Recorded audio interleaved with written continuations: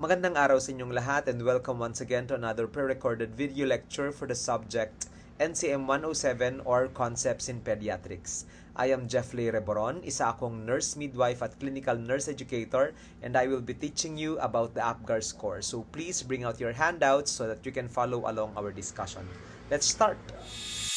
Part of our responsibilities as nurses and midwives is to provide immediate care to the newborn. Now, part of that immediate care that we give to the newborn baby is the assessment of their well-being.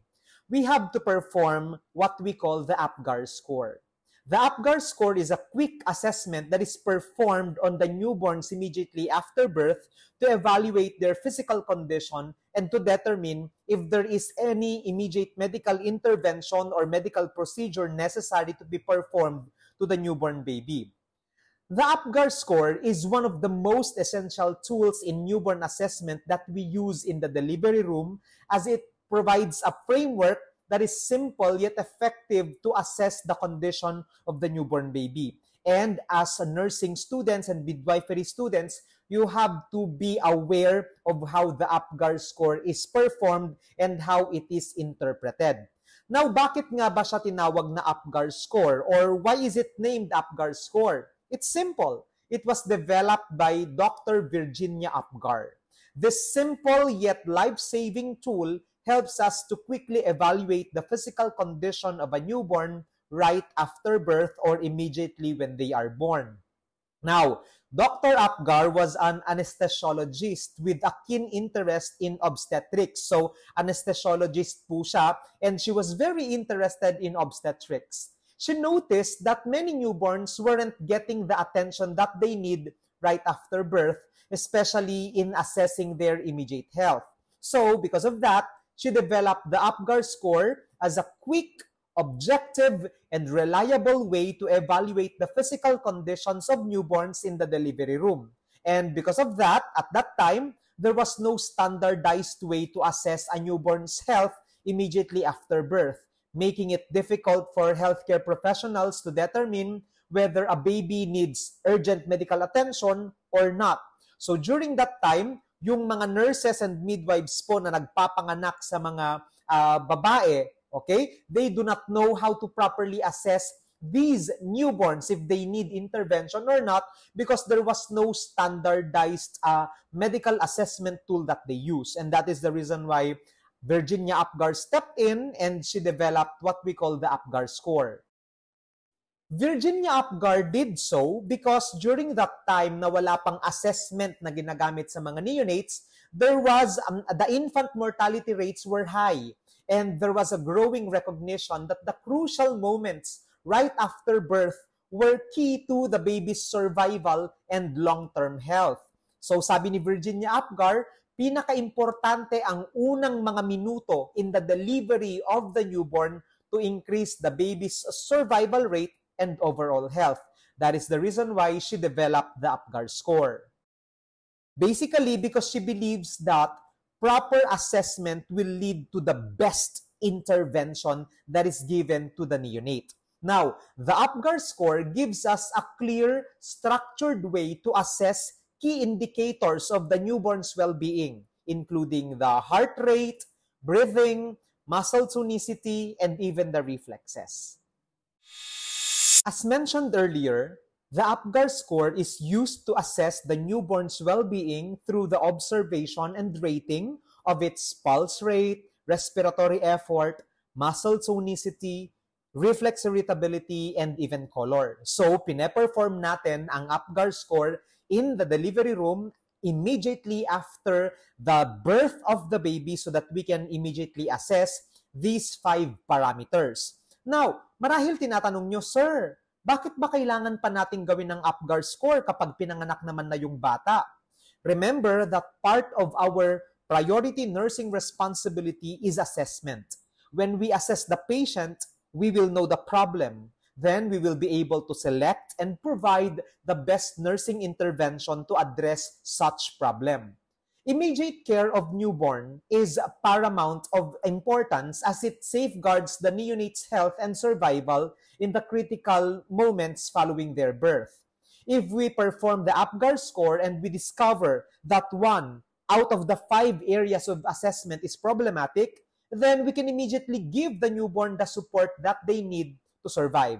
Example, you assessed a neonate inside the delivery room immediately after birth, and you found out that the child is having difficulty of breathing. Because of that difficulty of breathing, you did assessment, you did an Apgar score to the baby, and you found out that there is a difficulty of breathing, then you will already know what to do. Immediately, you will be able to provide the necessary procedures to support the newborn's difficulty of breathing. Like, for example, you can already perform suctioning, giving oxygenation, or performing resuscitative measures. So, importante po ang Apgar score kasi because of this, nakikita natin yung problema that is being experienced by the neonate during their birth so that we can give them immediately the procedure, the medical procedure or support that they need. Now, if we perform Apgar score and we perform the correct diagnosis to our patient, it aids us in establishing proper breathing, regulating their heart rate, maintaining the right body temperature, and promptly identifying any potential health concerns that is happening in the baby.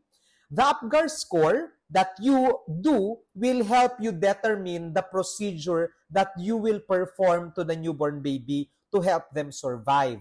This swift and timely nursing care that we provide to the newborn in the first few minutes of life serves as a preventive measure against complication, thus ensuring healthy and positive beginning in the newborn's life. Now, lagi niyong tatandaan yung Apgar score is performed inside the delivery room. And how many times do we perform the Apgar score? According to the books and according to the board exams, 2 beses po or we perform the Apgar score 2 times.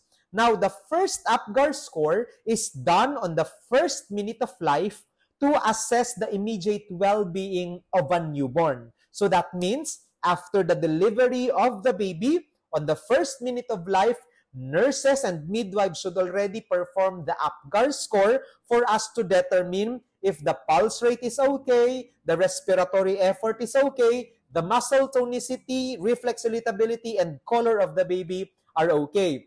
Now, why do we need to do this? Because we want to know if the baby will survive or not based on the immediate well-being of the newborn.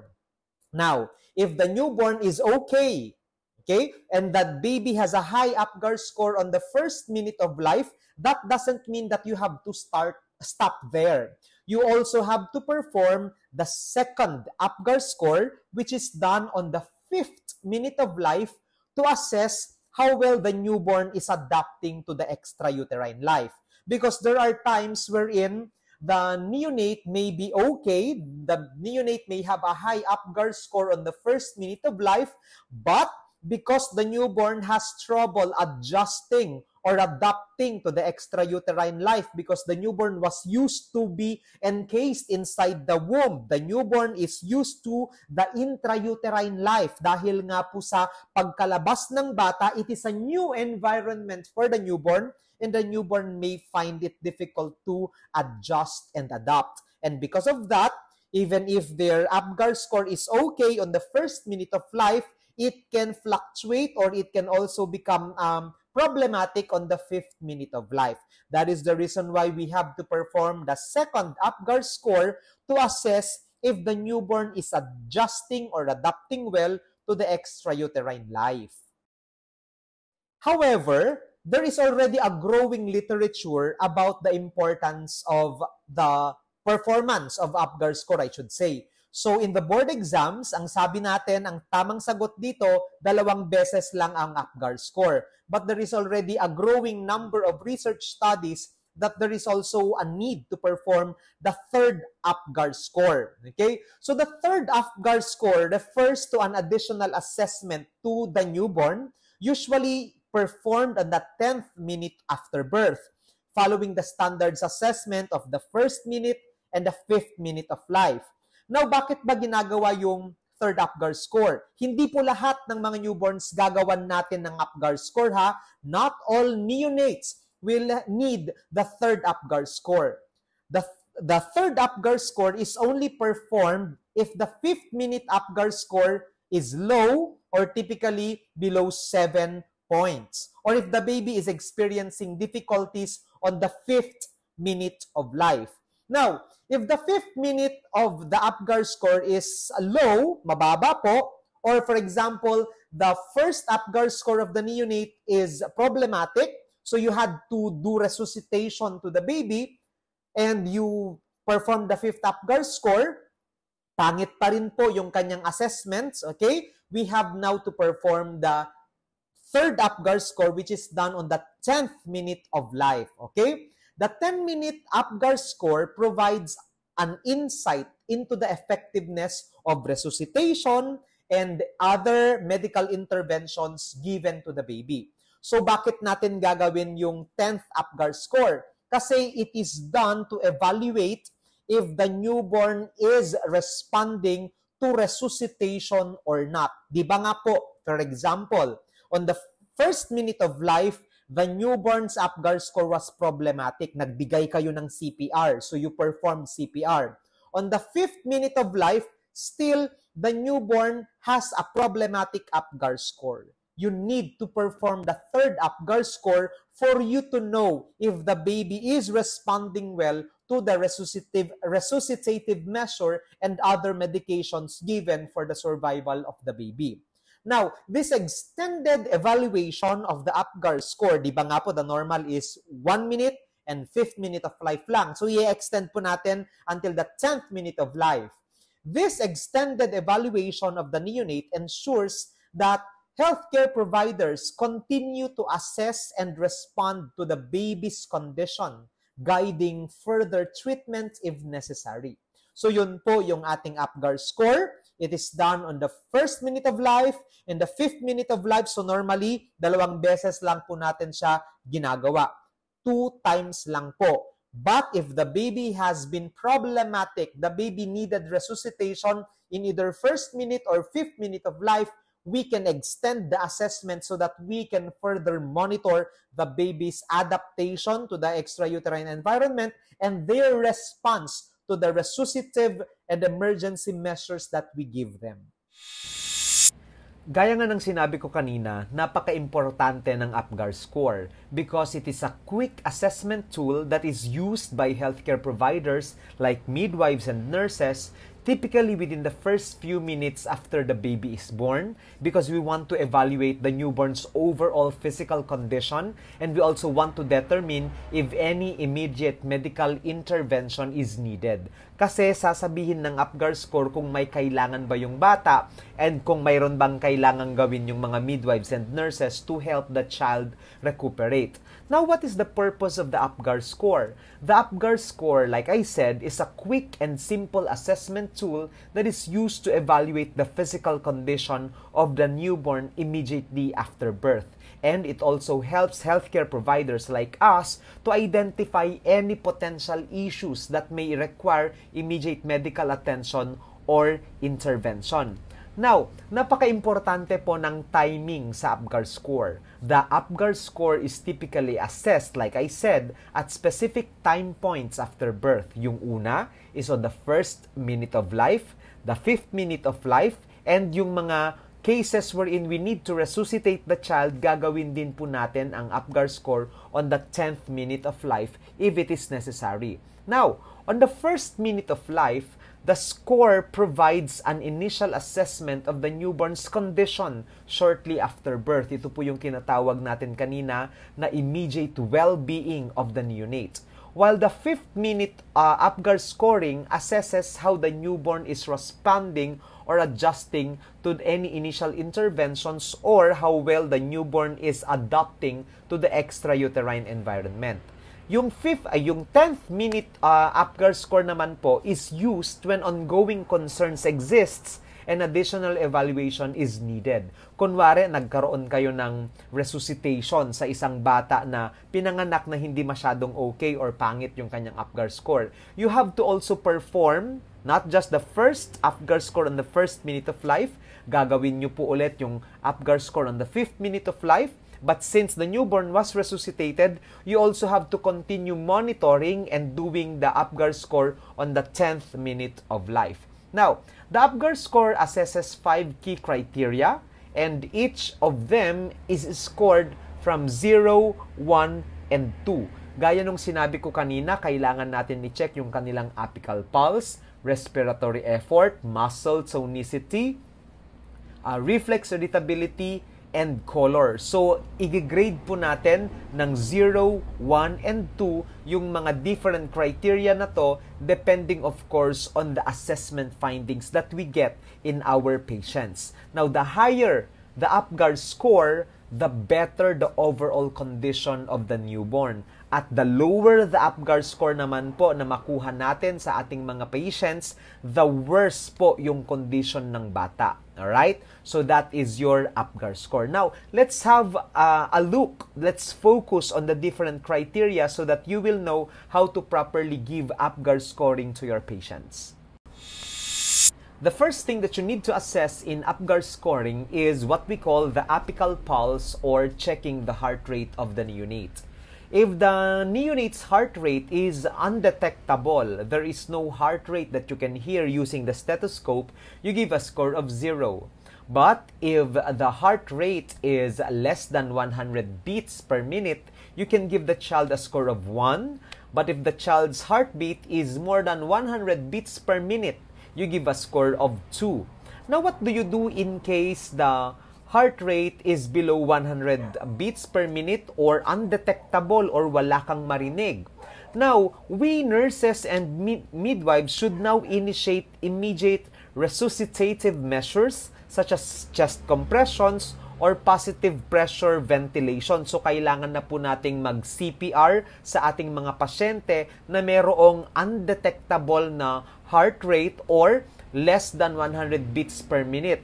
Bakit po? Kasi kailangan na po natin na paganahin yung kanyang puso or else the child may not survive. So you have to remember that resuscitative measures such as chest compressions or hooking the child to positive pressure ventilation as per neonatal resuscitation protocols is important during this time. But if the heart rate is above 100 beats per minute or may 2 points po yung ating neonate sa Apgar score, there is no need to give them these kinds of interventions. No immediate interventions is needed in this aspect pag meron po siyang more than 100 beats per minute. After checking the apical pulse, the next thing that you need to assess is the respiratory effort of the neonate. You give a score of 0 if the baby is not breathing at all or if the baby there is no rise and falling of his chest. You can give a score of 1 if the baby has weak or irregular breathing or there is a weak cry. You have to remember that crying is a sure sign of breathing, pero kung weak yung cry ng bata, you just give a score of 1. That means that the breathing is not that fully established. You also give a score of 2 if the baby's crying is vigorous and very loud or they have a good respiratory effort. So that deserves a score of 2 in the Apgar scoring. Now, what do you need to do if there is irregular breathing or an Apgar score of 1, or if the baby is not breathing at all or there is an Apgar score of 0? You have to remember that as nurses and midwives, you should provide immediate assistance with positive pressure ventilation and any other respiratory support measures. We can now give, for example, oxygen via cannulation. We can also do suctioning to remove secretions that are present in the mouth or in the nose of the child so that they can breathe properly. So ito po yung mga pwede nating gawin kung 0 or 1 yung score ng ating mga patients in the respiratory effort aspect of the Apgar score. But if the baby is crying vigorously or there is a score of 2 in the Apgar score, there is no immediate intervention necessary for this aspect. After checking the apical pulse and the respiratory effort of the neonate, you also have to check their muscle tonicity. Lagi niyong tatandaan that newborns normally will be delivered na naka-fetal position or naka-full flexed position po sila. Now, if the baby has good muscle tonicity and they are exhibiting active movements in the upper and lower extremities, or kung sila ay naka-well flexed, you can give a score of 2. But if the baby has some flexion on the extremities but appears somewhat floppy, medyo may konting flexion sila or may mga ganong pag-fold ng kanilang extremities pero hindi ganon ka ganda yung kanilang muscle tonicity, you can give a score of 1. But if the baby is limp or flaccid, you give a score of 0. Kung medyo lantang gulay po yung itsura ng bata na naka-extend lang yung kanyang upper and lower extremity, then you can give a score of 0 po kasi flaccid po yung bata. Now, you have to remember that if the baby has poor muscle tonicity, meron siyang score of 0 to 1 sa kanyang Apgar score when it comes to muscle tonicity, we nurses and midwives should stimulate the baby and provide gentle tactile stimulation to encourage active movement and muscle tone improvement. So, mai-improve po natin yung 0 to 1 na Apgar score niya when it comes to muscle tonicity by stimulating the baby, rubbing the baby's back, or encouraging the child to move para po mag-improve yung kanyang extremity flexion. So that is what a nursing and midwifery action that we can do if we see babies with 0 to 1 na muscle tonicity.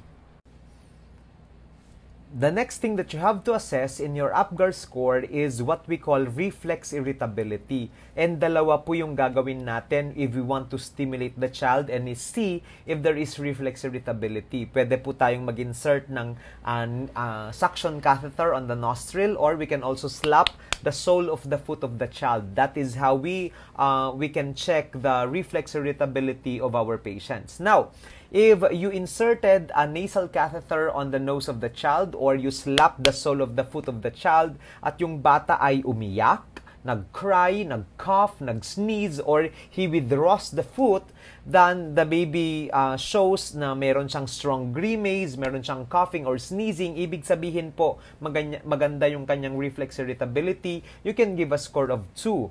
But if the baby exhibits a weak response or facial grimacing lang, parang gumanon lang when you inserted a nasal catheter or you slap the sole of the foot, gumanon lang, meron lang siyang slight na facial expression, you can give a score of 1.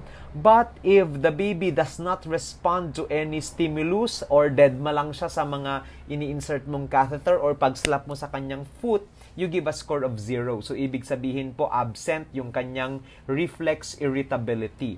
So, what do you do?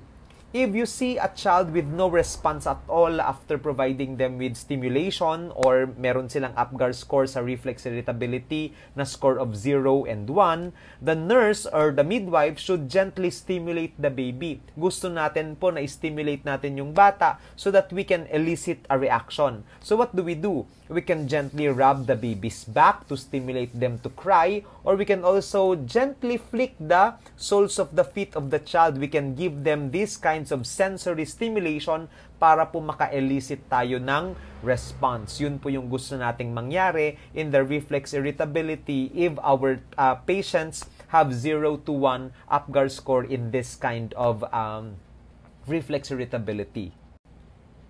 The last thing that we have to assess in Apgar scoring is the color of the neonate. Now, the newborns are normally born completely pink. So, if the baby's skin color is pink or normal for the baby's age, you can give a score of 2. Kasi yun naman talaga yung itsura ng mga bata kapag sila ay pinapanganak, color pink po sila. But if the baby's skin is blue or pale with pink extremities or meron silang acrocyanosis wherein the body is pink while the upper and lower extremities are color blue, ang tawag po natin doon ay acrocyanosis, you can give a score of 1.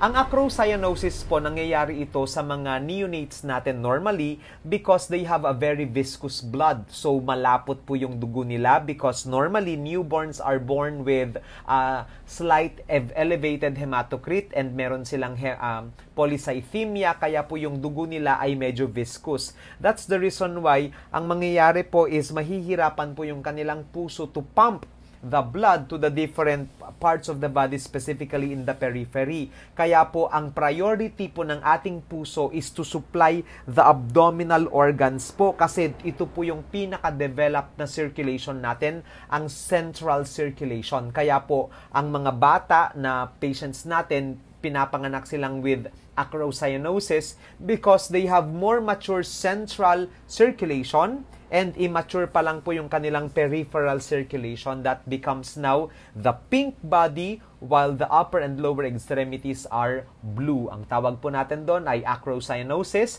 and if you see that in your patients, you give them a score of 1.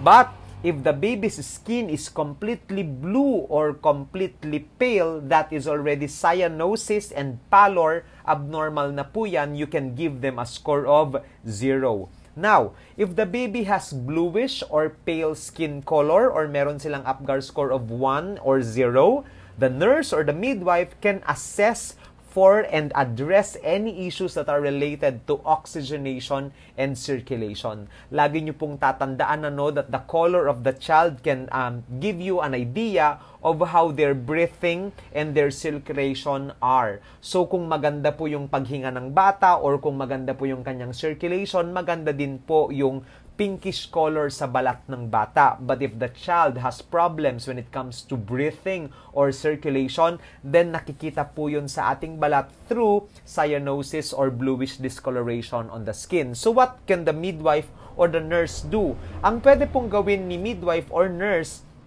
to address the change in the color of the child is to provide ventilation. So, pwede po nating i-rub yung back ng bata para siya ay makahinga. We can also give them oxygen via cannulation or Venturi mask. We can also provide them warmth or i-thermoregulate po natin yung ating mga pasyente. And like I said, administer oxygen. After performing the Apgar score, the next thing that you need to do now is to add all the scores in the different parameters that you have checked in the Apgar scoring, including the scores in your apical pulse, respiratory effort, muscle tonicity, reflex irritability, and color. So, i-add po natin lahat ng mga scoring na naibigay natin sa mga different areas na ito, and we will now be interpreting the actions that we will need to do based on the score, overall score of the neonate. So, kung yung newborn po natin ay merong Apgar score na 1:3, ibig sabihin the newborn is in serious danger and the child may need resuscitation. So, what will we do? We have to do CPR or cardiopulmonary resuscitation. We can also do suctioning and giving medication. So, like I said, kailangan po nating i-activate yung ating coding para po mabigyan ng resuscitation itong mga batang ito because they are in serious danger if they have Apgar score of 1:3. Now, these newborns with an Apgar score of 1:3 may need immediate medical interventions like your CPR, and actions may include initiating, like I said, neonatal resuscitation protocols such as positive pressure ventilation, magbibigay din tayo ng chest compressions, and administration of medications if necessary. Now, the newborn may also need to be transferred to the Neonatal Intensive Care Unit or the NICU for further evaluation and specialized care. So, ang gagawin po natin is itatransfer na po natin yung ating mga pasyente from the delivery room towards the NICU para po mabigyan siya ng proper care and monitoring. But, if the patient's Apgar score is 4-6, that means that the condition is guarded. Now, ibig sabihin nito, the child or the neonate may need supplementary oxygenation and clearing of the airway. So, what can we do as midwives and nurses? We can give this child with an Apgar score of 4-6 oxygen via face mask or cannula. So, ano yung mga gagawin natin? The baby or the neonate with a score of 4-6 may require some assistance and additional monitoring. Actions may include providing oxygen, stimulating the baby to cry or rubbing the baby's back, or addressing any specific issues that are identified in the individual Apgar criteria. So we can give respiratory support for low respiratory effort of the neonate.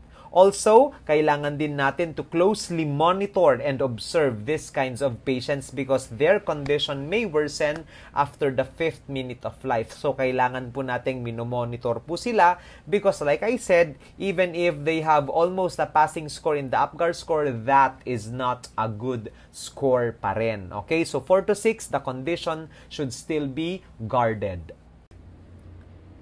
Pero kapag yung neonate or newborn nyo po ay merong Apgar score of 7 to 10, it means that the condition is good. So, ibig sabihin nito, there is no immediate intervention that is necessary. Wala po kayong kailangang gawing resuscitation, chest compressions, hindi nyo po kailangang magbigay ng gamot, hindi nyo kailangan magbigay ng suctioning or oxygenation, wala pong kailangan gawin because the baby is fine.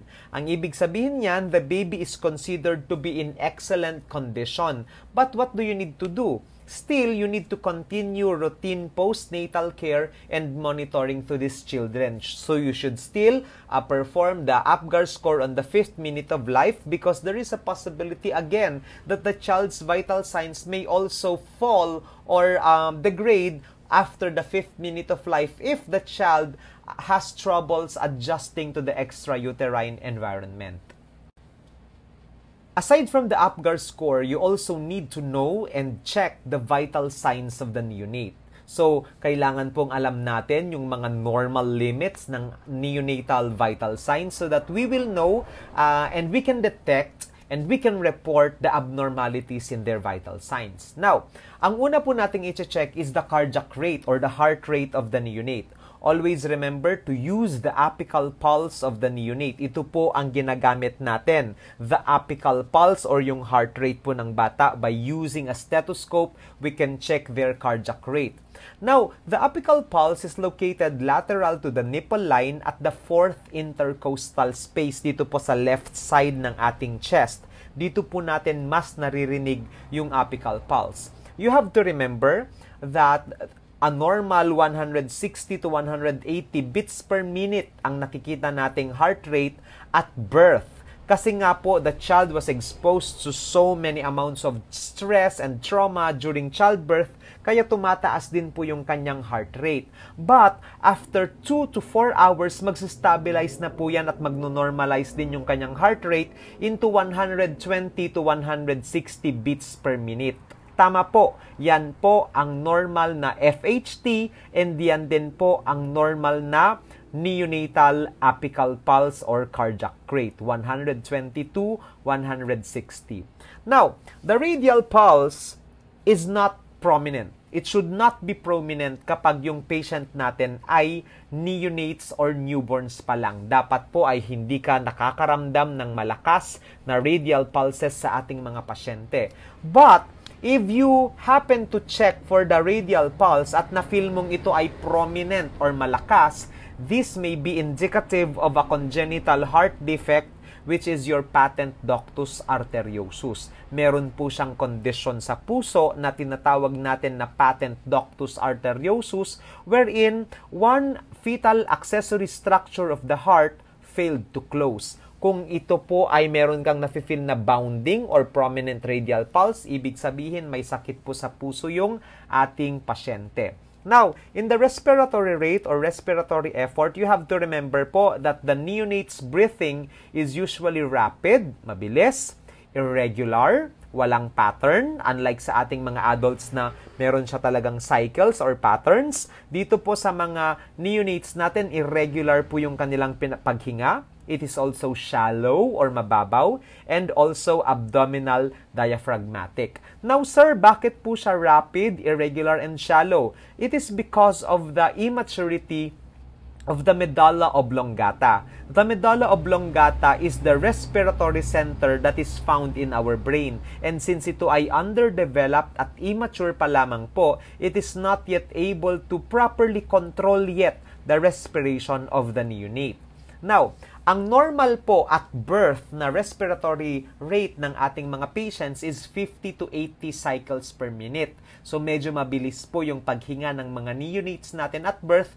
Why? Because they were again exposed to certain amounts of stress and trauma during vaginal delivery or during childbirth.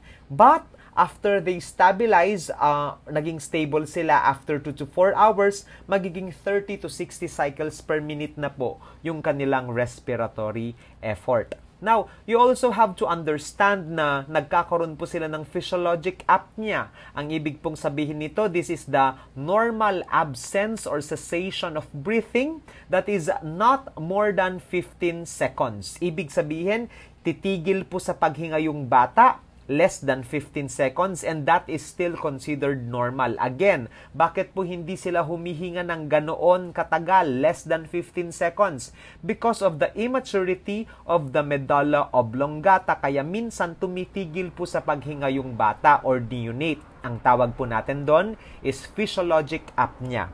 Now, the physiologic apnea is usually observed during your rapid eye movement or kung saan kung ikaw ay patulog na. Ang tawag po natin doon is your rapid eye movement or your REM cycle. Okay? So, nakikita po natin, pinaka-common ang physiologic apnea during the rapid eye movement wherein the child is going to sleep already. Patulog na po yung bata. Doon po natin pinaka-nakikita si physiologic apnea. The BP of the child, the normal is 75/42 millimeters per mercury at birth, but it will stabilize at birth with a systolic pressure of 60 to 80 and with a diastolic pressure of 40 to 50. Now, an important thing that you need to remember in checking the blood pressure of these neonates is that there should be no difference between the upper and lower extremity pressure. Ibig sabihin, pag chinek mo yung BP dito sa kamay at chinek mo yung BP niya sa kanyang paa, there should be the same, almost the same BP po dapat. Yan ang normal na assessment findings po natin. But, if you happen to note a difference between the upper and lower extremity pressures, magkaiba po yung BP sa kanyang kamay at sa kanyang paa, that is also another sign of a congenital heart defect, which is your coarctation of the aorta. At dyan na po nagtatapos ang ating pre-recorded video lecture para sa subject na NCM 107 or Concepts in Pediatrics, wherein we learned about Apgar scoring and the normal vital signs of the neonate. Sana po ay marami kayong natutunan sa akin. Muli ako si Sir Jeffley at sana po ay suportahan nyo ang aking YouTube channel sa pamamagitan ng pag-like, pag-subscribe at pag-share sa aking mga contents and lectures. Muli, maraming salamat.